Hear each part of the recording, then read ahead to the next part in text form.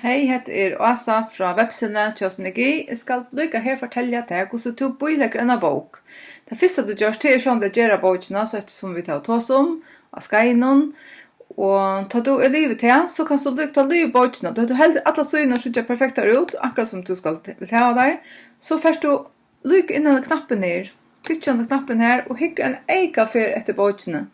Du ser nå bøkene uten alt det drasler rundt om. Og du kan få fram etter så innan vi klikker på ilene her. Så konsentrerer du, ja, så jeg tror, og så hører du heller, altså jeg har 2 sessions ned, så kan du skrive deg en segel, så jeg har 2, eller du får beinles inn av brøydene. Da du så alt boken perfekt, så først du ordretter hans ned, vi klikker på midtast-knappen her, og så truster du å bestille.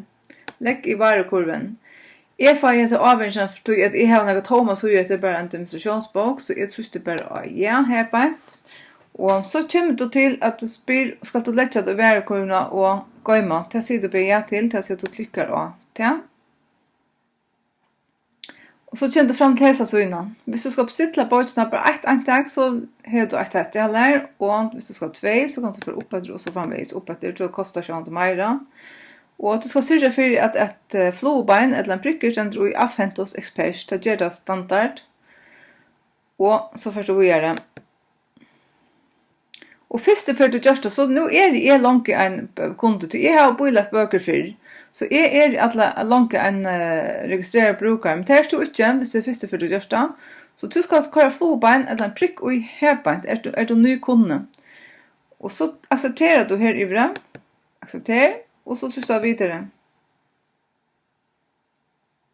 Og så kommer du at skulle opprette en brukere. Her skriver du til en mailadresse. Og her skriver du et løgnår som du ikke å bruke. Det er altså ikke det løgnår som du finner som rabatten til bøkene som du sitter. Det er løgnår som du bestemmer selv. Det kan være 1, 2, 3, 4, eller det kan være akkurat ikke mer snilt. Men hvis jeg bare sier 1, 2, 3, 4 og her sånn, så skal jeg eisen skrive 1, 2, 3, 4 her. 1, 2, 3, 4. Og så skal jeg utfylle om jeg en herre, eller frua, eller professor, eller doktor, så fremvis.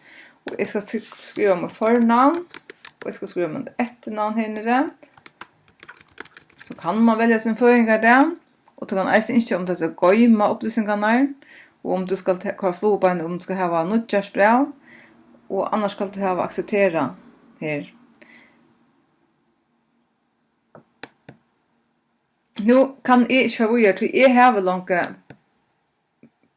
en brukare, men hette det som du gjør fyrbis. Ta så du har inntastet ditt passord og ditt navn, så først du videre og inntastet ditt postnummer. Det ser ikke akkurat lykket ut som her mer, til nå jeg inne i mine gamle brukere, men du skal sørge for at postnummer 000 Torshavn, eller 0600 Klaksvik, og så fremveis. Det skal fyre seg fra postnummer, og her land, da kan du bare velge Danmark, så det må du bare gjøre. Ta du så først videre, ta du utfyllt alle dine opplysninger, så først videre, og så leter du her etter Torshavn, Torshavn, og finner Torshavn, søk, og så sørg for at flobein i Torshavn her. Du heter her nemlig til eksperthandel som du skal hente sånne boker, og så videre. Nå kommer du til stedet her til en verdikåta. Den kåten som du finner enten per teltepost eller som en papyr og skeinen. Her tasser du til en kåte inn. Da du tasser kåten inn her, så tar minst til at du skal innløs. Og da du skal innløs, så skal gjerne kostnaden være for nye her. Vi tar antall opppass, eller tar avstått som du har finnet i kåtene, som du finner lov for å snakke i. Det var det. Hvis du har så kan du maila et eller annet rinja til Synergi. Takk for det, og gå etne. Bye.